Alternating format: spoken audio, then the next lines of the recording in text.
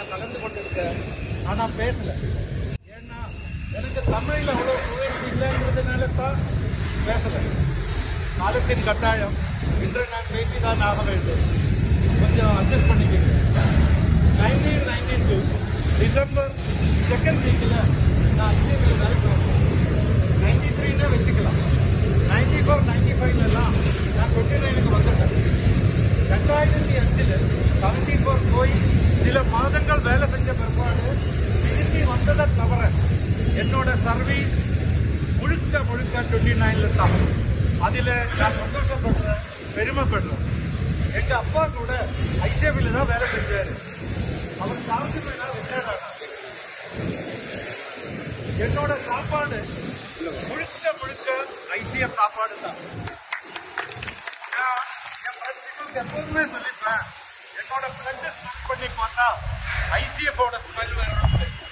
அதனால தான் ஐசிஎஃப்ல இருக்கக்கூடிய அத்தனை பேரையும் என்னோட பிளட் ரிலேஷனா தான் எனக்கு ஃபீல் ஆகும். அது ஜாதி மதங்களுக்கு அப்பாற்பட்டது என்று நான் நம்புறேன்.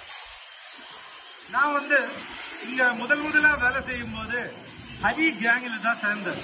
அதுல சண்முகம், ஸ்ரீதர் எல்லாருமே இப்ப கூட இருக்கிறாங்க. அதுக்கப்புறமா நான் ஜெயின் வேலை செஞ்சேன். Jain is also good friend for me. அதுக்கப்புறமா விஜய் கேங்ல வேலை செஞ்சேன். அப்படிதான் இருக்கு. பிரேம் சார் நான் வேலை செய்யும் போது அவரு ஃபேமிலி சார்ஜ் அப்போ அவர் சொன்னார். அது ஒரு ரிப்பீட் பண்ற மாதிரி இருக்கும். அப்ப நான் 39க்கு போகும்போது என்னோட வேலையிலெல்லாம் அவரு ரொம்ப ஹெல்ப் பண்ணுவார். அப்படி ஹெல்ப் பண்ண போய் அவர் என்னோட பார்ட்னர்னு நினைக்கிற அளவுக்கு எனக்கு ஹெல்ப் பண்ணியிருக்காரு. ரொம்ப தேங்க்ஸ் சார். அதே மாதிரி 2 வருஷங்களுக்கு முன்னாடி எனக்கு திடீர்னு கேரளாவுக்கு போக வேண்டியதாக ஆகிப்போச்சு. என்னோட எஸ்எஸ்சி சுப்பையா அவர்களுக்கு சொல்லிவிட்டு நான் கேரளாவுக்கு கிளம்பிட்டேன். போன இடத்துல எனக்கு 20 நாளா அங்கே தங்க வேண்டியதா போச்சு. அப்போ எல்லாருமே சொன்னாங்க ஏடபிள்யூஎம் தான் கான்டாக்ட் பண்ணோம் இன்னும் சொன்னாங்க. அப்போ நான் கேரளாவில் இருந்து ஏடபிள்யூஎம் சரவணமூர்த்தி சாருக்கு போனை போட்டேன். அவர் போனை எடுத்த விஷயத்த சொன்ன உடனேயே லத்தீப் உங்க கூட நாங்கள் எல்லாருமே இருக்கோம், கண்டிப்பா உங்களோட லீவ் நான் சாங்ஷன் பண்ணி தரேன் அப்படின்னாரு. அது என்னால் மறக்க முடியல.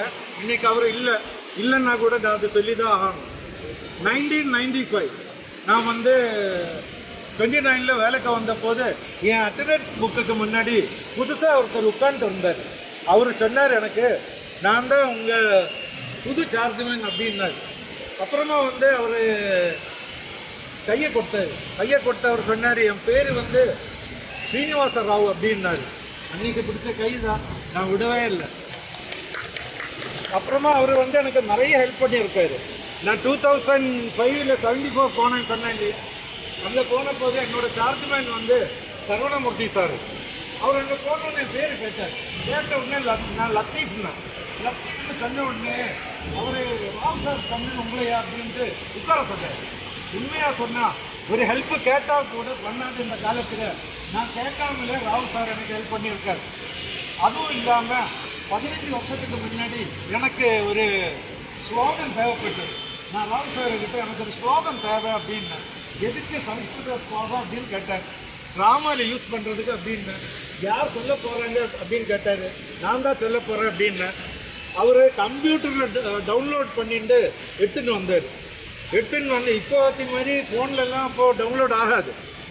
சாந்தாகாரம் புஜகசயனம் பத்மநாபம் சுரேஷம் விஸ்வாகாரம் ஜெகன சதிருஷ்டம் ஏகவர்ணம் சுபாங்கம், அதுதான் அந்த ஸ்லோகன்.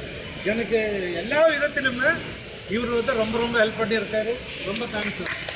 நான் கேங்கில் வேலை செஞ்சதெல்லாம் முன்னாடியே சொல்லிட்டேன். நான் எனக்கு அதில் மறக்க முடியாத ஆளுங்க என்னோட கேங்கில் கடைசியாக சேர்ந்தவர் ரவிக்குமார் ஜே, டோக்கன் நம்பர் 6025. அவர் 3 வாரத்துக்கு முன்னாடி தான் என் கேங்கில் சேர்ந்தார். எனக்கு அவர் அவ்வளோ பழக்கம் இல்லை. அப்போ கூட சேட்டான்னு சொல்லிட்டு ரொம்ப அவர் ஒர்க் பண்ணுறாரு. எனக்கு சப்ஸ்டிடியூட்டாக அவர் தான் ஒர்க் பண்ண போகிறாரு. அதுக்கு முன்னாடி பிவி சுனில்குமார் சேர்ந்தார். அவரும் எனக்கும் 2வது ஜென்ரேஷன் கான்டாக்டு. என் அப்பாவும் அவர் அப்பாவும் நல்ல ஃப்ரெண்ட்ஸுங்க. அதுக்கு முன்னாடி ராமசுப்ரமணியம் சேர்ந்தார். அவர் திருநெல்வேலிக்காரர். அவர் எங்கிட்ட நல்லதாக பழகி இருக்காரு. அப்புறம் கடைசி வந்து TK Vijayakumar and P Prakash 2 பேருமே எனக்கு ரைட்டு லெஃப்ட் வந்து ஹெல்ப் பண்ணியிருக்காங்க. எனக்கு சீக்கிரமாக டிராயிங் எல்லாம் தலையில் ஏறாது, வேலையும் அவ்வளோ சீக்கிரம் பிடியாது. ஆனால் அவங்க ஒவ்வொரு தடவையும் நான் நிறைய தடவை வந்து டவுட்டு கேட்டால் கூட ஒரு தடவை கூட நேற்றுக்கு தானே சொல்லி கொடுத்தாச்சு, அப்புறம் ஏன் எகெயின் கேட்குறீங்கன்னு கேட்டதே கிடையாது. இது நான் சும்மா ஒரு இதுக்காக சொல்லலை, கேட்டதே கிடையாது. அப்புறமா நான் வேலை கற்றுக்கணும் பிற்பாடு இவங்கெல்லாம் வரலன்னா கூட நான் தனியாக வேலை செய்ய ஆரம்பித்தேன். அப்படி இருந்துட்டு கூட நான் சும்மா போய் கேட்பேன், சார் விஜய் இது எப்படி கனெக்ஷன் கொடுக்குறது? அப்போ அவரு இல்லை நான் பண்ணுமா அப்படின்னு கேட்பார், வேணான்னா நானே பண்ணிக்கிறேன் அப்படின்னு. விஜயை பொறுத்த வரைக்கும் சார் இவருக்கு சொன்ன மாதிரி விஜயோட அப்பா எனக்கு ரொம்ப க்ளோஸ் ஃப்ரெண்டு. அது நான் சின்ன வயசில் ட்ராமா சோஷியல் ஒர்க்குலலாம் ஈடுபாடு இருந்தது. ஸோ 12ஆவது படிக்கும்போது விஜய் அப்பாவை பார்க்க போகும்போது விஜய் அந்த உட்காந்து படிச்சுட்டு இருப்பாரு. அப்போ நானும் 12ஆவது. விஜய் நல்லா படித்ததுனால தான் எனக்கு நல்லா ட்ராயிங் சொல்லி கொடுத்தாருன்னு நான் அடிக்கடி சொல்லுவேன். நான் விஜய் பிரகாஷ் எல்லாருக்குமே நன்றி. அப்புறமா வந்து எல்லா JE OS senior section engineers officers எல்லாருக்குமே என்னோட நன்றி. இன்று நான் ரொம்ப ரொம்ப சந்தோஷமாக இருக்கேன். ஏன்னா நான் ரிட்டையர்ட் ஆகிறேன். 32.25 வருஷம் என்னோட ஊருக்கு இந்தியாவுக்கு பாரதத்துக்காக நான் உழைச்சிருக்கேங்கிற ஒரு பெரிய சந்தோஷத்தில் ரிட்டையர்ட் ஆகிறேன். எனக்கு சின்ன ஒரு வருத்தம் தான் உண்டு, இனிமேல் டெய்லி உங்களெல்லாம் பார்க்க முடியாதுங்கிறது.